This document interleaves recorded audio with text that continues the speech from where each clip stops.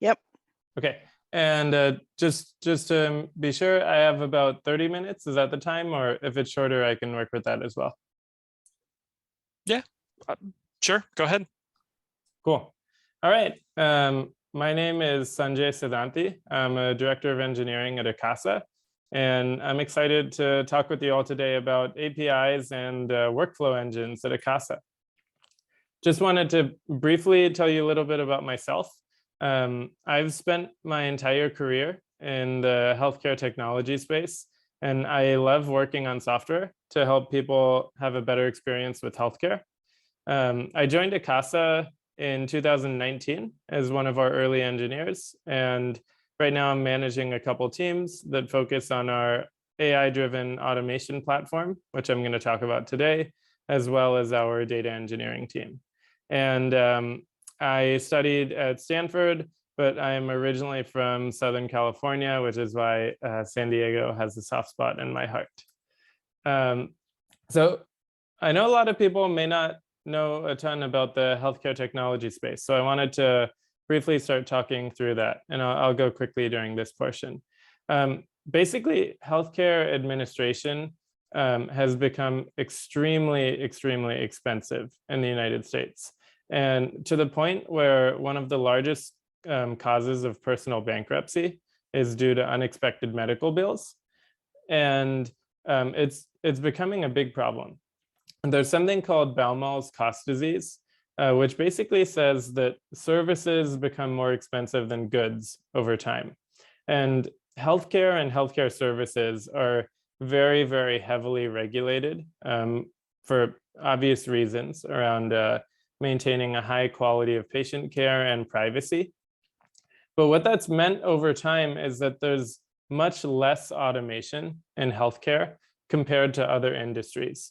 And because healthcare is really labor intensive, it has to compete for labor with other industries that have experienced higher productivity and more automation. So our goal at AKASA is to automate administrative tasks in healthcare in order to bring down the cost of healthcare in the United States. And I will actually skip this slide just for the sake of time. But we have a vision at AKASA that's called unified automation. And basically our vision is that at hospitals, we can employ virtual employees, which we call our robots, to do all of the administrative work and allow hospitals to focus on the most important task, which is delivering really high quality patient care. And AKASA has been growing extremely fast. I joined a little over 2 years ago. I think we were about 15 employees, and actually since I made this deck, we're now approaching 200. Our customer base represents over $100 billion in net patient revenue. So we're seeing really strong traction. And most importantly to me, we are helping patients in all 50 states of the US. So now I'll start talking about technology. And by the way, I meant to say this at the beginning, but if you have any questions throughout here, I'm not looking at the Zoom chat very carefully, but feel free to just unmute yourself and ask a question. I'm always happy to make this into a conversation. So basically what AKASA does is it uses machine learning to automate tasks that can't be done via APIs. Examples are scraping a health insurance company website or doing data entry in what's called an EHR application, EHR standing for electronic health record. Broadly, our technology allows us to build an API on top of the graphical user interface of any software system. And there's different layers of complexity here. Websites are typically pretty easy because you can use the DOM to jump around.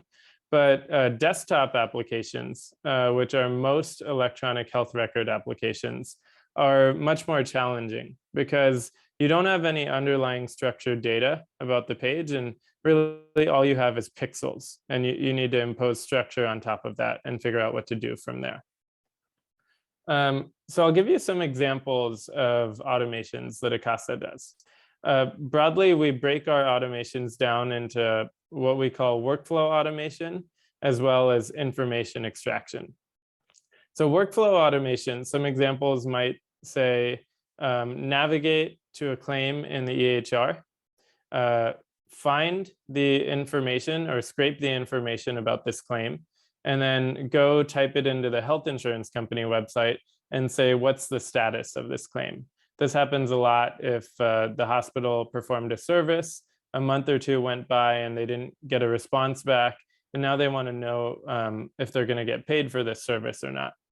And then based on the response we get from the health insurance company, we want to go update the state of that claim in the electronic health record system.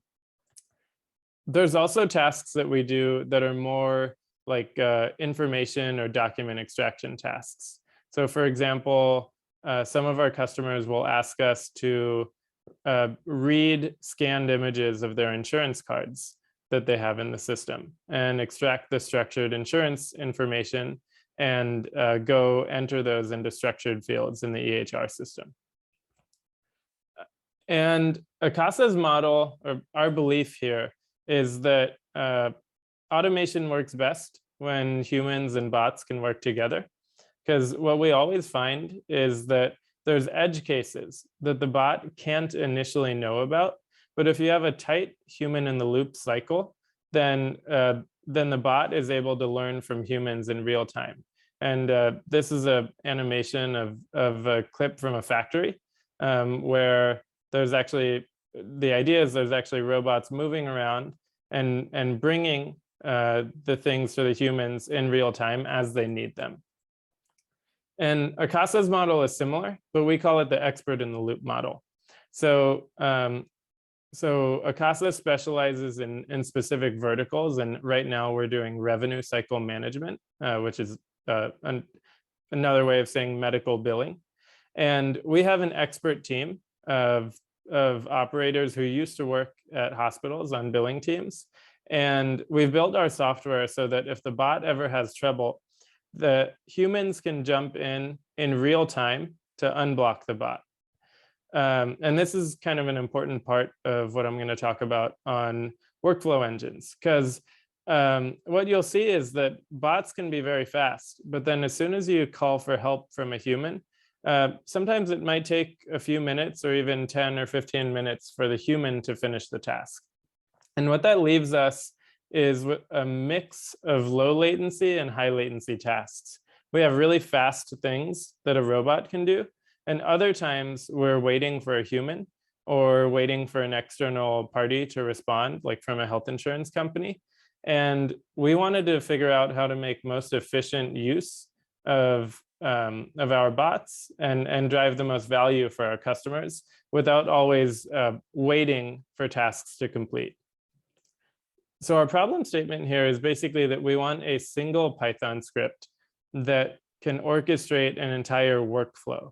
A workflow maybe being a EHR scrape, followed by a website scrape, followed by waiting for a human to label some data, followed by a machine learning job that extracts some information. All of those things I just mentioned are standard building blocks in our set of APIs that we build. And we want to be able to call these APIs in any different order and based on our customers' needs, and do that really easily. But as I mentioned, some of these API calls are very, very slow. And it's inefficient to have our program just be blocking on completion of these API calls. Additionally, as I mentioned, we are doing work in our customers' software systems on the front end. And that means that if there's something like a network outage that's out of our control, an automation can fail partway through a workflow. But if there's a 10-step workflow and we fail on step 5, we actually don't want to restart it from the beginning. That's obvious for efficiency reasons, but even more importantly, our automations can mutate data, for example, submitting an appeal or submitting a prior authorization in an external system. And that's an action that we don't want to do twice. And so we needed a workflow engine to help us make sure that we are only ever doing each task once, but also that we're doing it in a very efficient way. So the question boils down to, how do we get all these things that we want, like concurrency and retries and resuming, while still preserving the expressive syntax of Python? I'm going to pause there to see if there are any questions before I jump into the rest of the talk.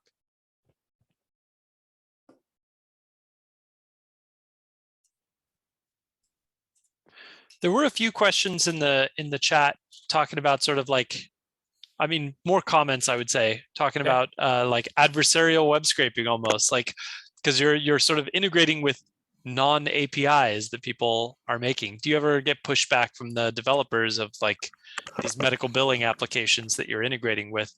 Because they probably didn't give you permission to do so, right? Yeah, it's a good question. We're typically always doing this on behalf of a hospital system where we have accounts that are blessed by that system, and just doing the same work and at the same volume that humans would do. I think typically when people get upset about web scraping, it's they think about like DDoSing a website or submitting a crazy amount of requests, whereas we are just doing the normal volume of requests that would anyways get submitted to that website, just doing it automated instead of with the human. Yeah. Oh, without permission. How do you manage that queue of all those tasks that you're talking about? Is it in some sort of a separate database, or are you using something like Celery or something? All those different Python building blocks you talked about. Yeah, super good question. That's what a meat of this talk is going to be about, and it's similar to Celery, but not exactly the same.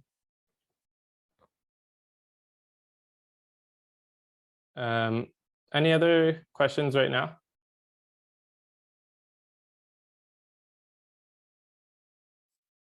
Cool. Okay, I'll keep going. Okay, these were the workflow requirements. First is we want easy syntax that makes it really easy to write and maintain workflows. Looked around at a bunch of other workflow engines. Some of them believe that you should be able to write arbitrary Python code. Others believe that you have to use the DSL or define the workflow in YAML or something. And in AKASA's case, because every hospital has different workflows, we literally might end up with thousands of workflows. And it's a key factor to us that we need these workflows to be really, really easy to update. We also wanted the full expressiveness of Python, including things like control flow and higher order functions. Didn't want to compromise on that because our workflows are very, very dynamic and can be arbitrarily complex. For example, we want to sometimes do a for loop where we break out early from the loop based on intermediate results. It's like for each insurance card, scrape the image from the EHR, run OCR on the insurance card, check the health insurance company to ask if this insurance is still active. If successful, then we found an active insurance and we want to break out of the loop. And a lot of other workflow engines, this is actually really challenging. We have to do a bunch of work to cancel tasks that you've already submitted, and we didn't want to have to deal with that. So I'm going to take a little sidebar for a few minutes and talk about API design, because that actually really informed or gave us some inspiration about how to build our workflow engine.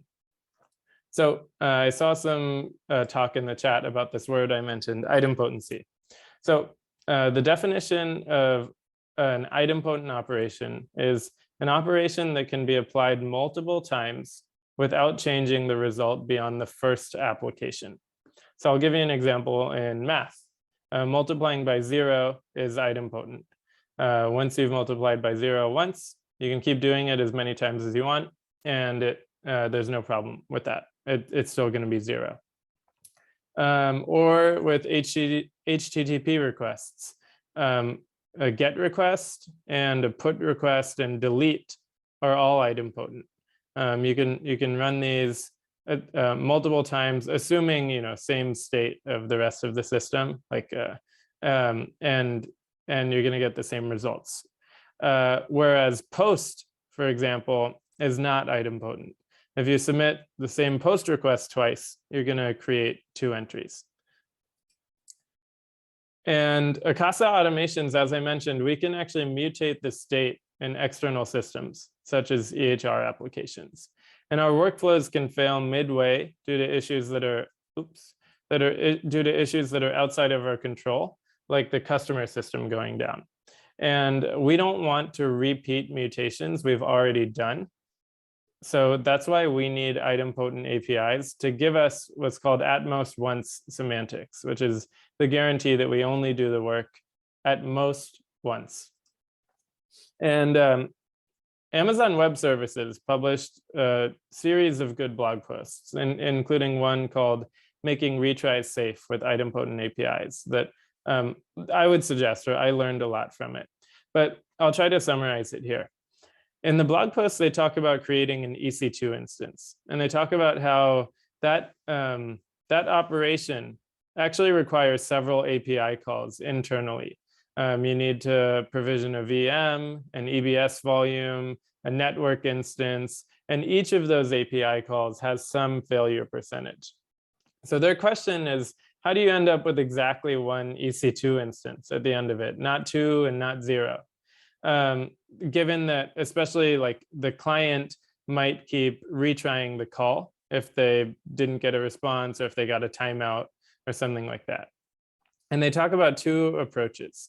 The first approach to try to identify duplicate requests, let's say the client keeps retrying the call, is that the server should, on the server side, Amazon should hash the parameters that they're receiving and try to dedupe requests in that way. But the problem that they note with this is that you don't know the customer's intent. Because what if I actually want 2 identical EC2 instances at the same time? That should be legal for me to submit 2 of those requests, but they don't have an easy way to tell the difference. The second idea is that the client generates a unique token on their end that identifies the request, and every time they retry, they pass that same token in with the request. So the idea is that the client can cache the token on the client side, and they can use it for retries. Or if the client wants, they can deterministically compute the token on their end. And then on the server side, if the server sees the same token come in more than once, after the first time it received that token, every time after that, it'll just read from the cache instead. It'll never duplicate the work. Does that make sense? Cool. So idempotent APIs are really powerful because they lead to replayable workflow patterns. So at AKASA, all of our internal APIs follow this client token pattern that I just talked about. And if a client resubmits the same request with the same token within a reasonable amount of time, the response is immediately returned from the server's cache. Or if the request is still ongoing, then I'll talk about how to handle that as well. So that's at most once semantics. You never accidentally do the same work twice. So then if a workflow fails midway through a series of API calls, it can simply restart from the beginning and just fire off all of the API calls again. So if it failed at step 5, it can fire off steps 1 through 4 again, but all of those are going to be immediate cache reads on the server side, and they're going to return almost instantaneously. And that allows the workflow to just get back to the part that failed really quickly and start doing the work again. So that creates a replayable workflow where you don't have to try to remember how far you got in the workflow. You don't have to try to cache that and make sure to only call the code after that point. You just fire off all the requests again and trust this client token pattern to make sure that you don't repeat the same work. So with that sort of inspiration in mind, I'm going to talk about the AKASA workflow engine that we built. So there's kind of 3, I'm going to break this down into 3 categories. First is queuing, And I'll talk about that at the beginning. So here's the overall flow. An engineer can write Python functions to do things like scrape an EHR, or perform data entry, or run an ML algorithm, call a human for help, whatever it might be. And each function is decorated with our workflow task decorator. Then obviously they have a Python script where they call the functions in the order that they want to. And as the script executes, instead of the functions executing directly and in process, the decorator is actually pushing the functions onto a queue. And then what the decorator does is, as soon as it's pushed the function onto a queue, it raises a pending exception to indicate that the function is still pending. It's not done yet. And then the workflow exits and comes back later. And I'll come back to this in a second. So the takeaway of this slide is that the engineer can write the code, and it actually looks as if it's synchronous. Like nothing about how they wrote their Python functions or their Python script looks asynchronous. But the decorator actually makes it run asynchronously via queue. And because we raise a pending exception after we enqueue the task, the process is not sitting there and blocking for a function to finish. The process just exits. Second part of this is around workers. So we have a pool of workers that's constantly running and looking for tasks that have been enqueued. So a worker dequeues a task, and then, a worker dequeues a task and then executes the function. And when it's done, it writes its results to the database and marks the task as done. So earlier, someone in the chat was asking, do we use Redis? Do we use Celery? So we looked at a bunch of different options. I actually have a whole talk on all of the things we audited and what we chose, but don't have time to give that today. But we actually settled on a very simple queuing library called PQ, which is a very, very simple Postgres-based queuing library. Basically, it's just a nice little Python wrapper around like select for update, skip locked, more or less. But we augment PQ in a couple ways in-house. First thing is we added a results table to PQ so that we can store the status, like pending, scheduled, pending, or complete of each task, as well as the results of each task.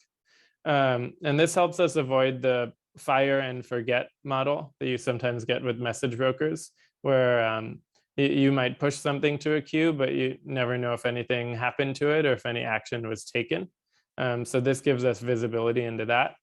And the second thing we added on top of PQ was a REST API that allows you to enqueue tasks from non-Python code if you want to.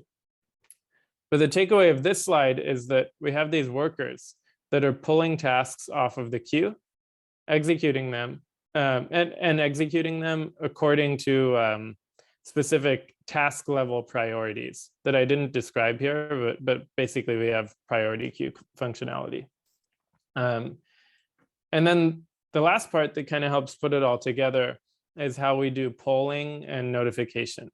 So as I mentioned, as soon as we enqueue a task, we get a pending exception immediately. And then our workflow is set to retry periodically to see if that work has now been done. But critically, there's no status endpoint here. Like there's no, if you want to see if the work is done, you don't call /status or something. Instead, you use this idea I talked about earlier, where you just resubmit the same request with the same client token. And on the server side there, it's going to see that client token. And it, okay, so that's what I talk about here. So we check the cache. If we've seen that client token, we check the cache and we never rerun the same work twice.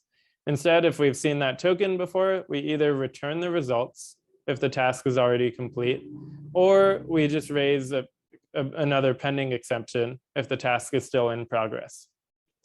This, all that I described here is kind of the the polling strategy, where the workflow retries on some specified cadence. But we also wanted to make it faster and more efficient than just trying to poll periodically. So we also implemented notification, which means that the workflow doesn't even have to poll anymore. And instead, when a task completes, it actually notifies, it has a graph that tells it what is the dependent task that is waiting on me. And it goes and notifies that task that it's now ready to rerun. So the takeaway here is that the workflow engine can retry the exact same code, and work doesn't get duplicated, and you kind of automatically get right back to where you were when your workflow failed or when you raised a pending exception.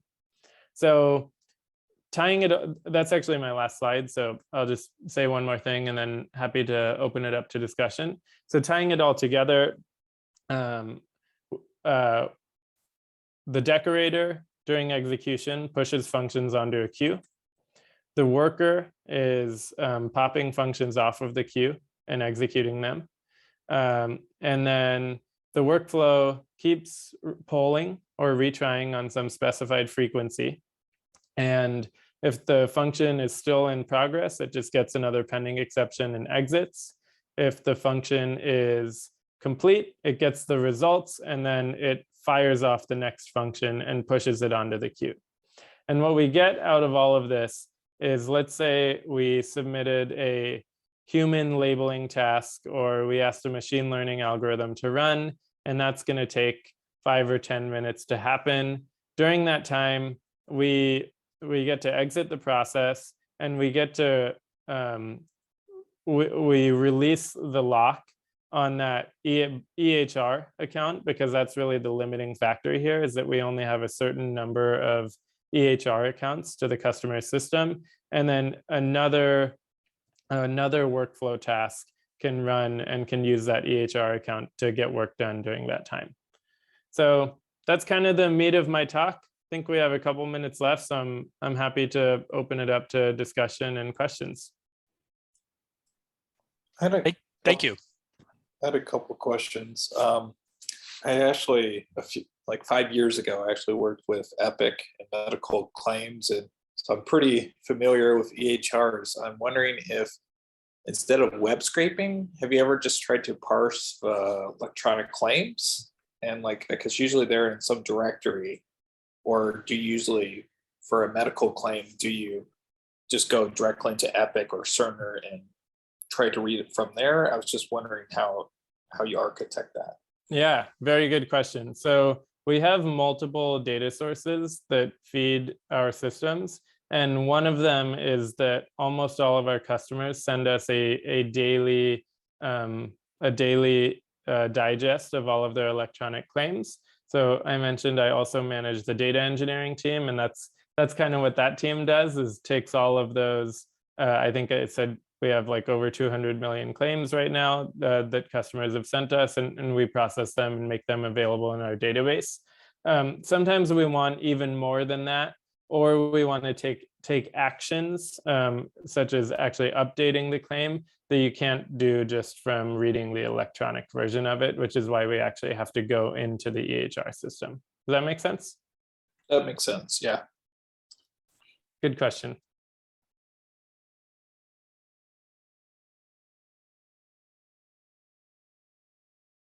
Other questions? I see some stuff in the chat. I can go ahead. What does PQ do? Is it just maintaining a list of the future tasks? Yeah, basically, it's a very, very small library. We could write it ourselves too, but basically has a Postgres table. Every time you push a task to it, it adds a row to that table. Every time you dequeue a task, while you're holding that task, it puts like either an advisory lock or a select for update on that row, so that other workers cannot grab the same task simultaneously. And then we added the functionality on top to have a status and a results place. Got it. Does that make sense? Yeah, I'm trying to figure out why you're able to get away with that. Because in terms of efficiency and scaling and all that stuff, and why you. I was just looking at Stack Overflow and why other people go to like RabbitMQ and other Yeah. in-RAM solutions. Super good question. I think the reason is that AKASA's model is that we shard all of our compute resources by customer, which means that we don't have one big cluster and one big database for all of our customers. Instead, we have like a separate cluster, a separate database for each customer. What that means is we almost have a collection of many small or medium scale companies or compute environments rather than one really big one, which is why some of these, I agree, something like RabbitMQ would probably be better at larger scale, but it's why we don't run into some of those issues. Oh, awesome. You just got around it. And so, and you don't have to poll it for your status updates, or do you poll that Postgres database? No, we don't poll it. Instead, again, what we do is we fire off the same request with the same client token, and on the server side, it just does a query to see if the results are there. If so, it returns them. Otherwise, it returns pending exception. Or raises pending exception, excuse me. Okay. I think I understand. I'll jump in with my question. I was curious if you had any sort of process in your workflow for something like a rollback. And by that, I don't mean necessarily like a transactional rollback on a database because it's a workflow, but more so if you're halfway through your script, is there any way to kind of, is there any integration in your script to help kind of facilitate someone cleanly kind of going back to all the mutable systems that have to be dealt with, or is that just kind of raise a flag and have someone deal with it kind of thing? You know, this super good question. I actually have a bonus slide on this that I didn't present, but yeah, this is a big thing we tried to optimize for. So on top of all of this, we actually built like a whole front end, which is a visualization tool that lets you, you give it a task ID, it lets you see the whole tree of descendants and siblings that spawn from that task, and lets you do things like rewind and cancellation. Obviously, if you've already made a mutation in a customer system, some of those are reversible. For example, if you updated the insurance information, you can always go back and update it again with the correct information if you did that wrong. Others of them are irreversible, but we have lots of checks in place so that we basically have QA points before we ever mutate data back to the customer system. Does that make sense? Yeah, but there's no actual facility in the workflow specific to like kind of going back. You just really have kind of say, you know, okay, this is in a bad state. Someone needs to go and kind of reverse these things that are potentially need to be handled. But the workflow doesn't have any kind of structure. Like I'm just thinking of like in terms of like if I was running a bunch of database things and I have a rollback, I'd have an exception I could handle and just process that. And I was curious if there's a similar kind of broader mechanism around it to kind of handle that if I was writing the script using your structure. Yeah, good question. Kind of a work in progress, to be honest. And right now it's basically a common set of SQL queries exposed on a web server that we've built. And then we just wrapped up development, so seeing what the common needs are and going from there. I saw a question about if this is open source. Not yet. I would really like it to be, and I will make sure to get in touch with the organizers of this group if and when we open source it. Awesome. If there's anything we can do to encourage that, let us know. Yeah, absolutely. I did want to mention, by the way, happy to take more questions, but as I mentioned, we're growing very, very fast and we're hiring.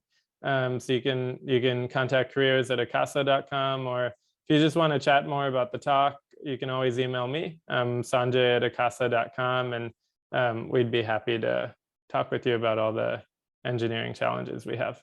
And we are remote first, so anywhere in the country is fine. Any other questions? By the way, if I'm over time or if we have to drop, please let me know. No, we're cool. If there's another question or two, that's fine. Okay. Go ahead and ask one.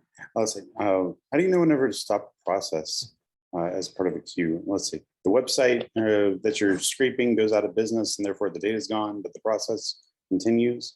Let's see. Do you have some kind of signal to kill it? Yes. You're saying like if we keep trying to hit the website and it's not working, how do we know when to kill that process? The whole graph of processes. Yeah. So one of the safeguards we have in place is basically a max retry count. This whole thing is built on top of polling or notification, but obviously without any checks or without safeguards, that could be taken to the extreme. And so one of the things we have in place is that if you've polled a certain number of times or passed a certain time limit and you didn't get a response back, then we kill that process and don't let it fire off any more descendants. Is this is this a concurrent workflow? Like, are you doing it on multiple machines simultaneously? Like, are the function calls being distributed to a task queue, like you said, or is this just all one process and within it, all the kind of different workers are within that same process, like on one machine? Yeah, it is distributed. And so we have all the workers are running on different machines, which means that various function calls within the same workflow for a single claim, for example, various function calls can be executed on different machines across the cluster. And your decorators handle kind of all the RPC behind the scenes in terms of remote function calls? Exactly. That's kind of a big part anyways of how we get our of how our bots work. And so our decorators handle all of that. And as I kind of alluded to, but didn't totally cover in this talk, our decorators also try to make it transparent to the user so that the developer doesn't have to care about whether, which machine or which computer the work is being executed on. And instead the developer can just write the code as if it's going to execute synchronously and block. But we will do all the magic to make it be asynchronous. Cool, thanks.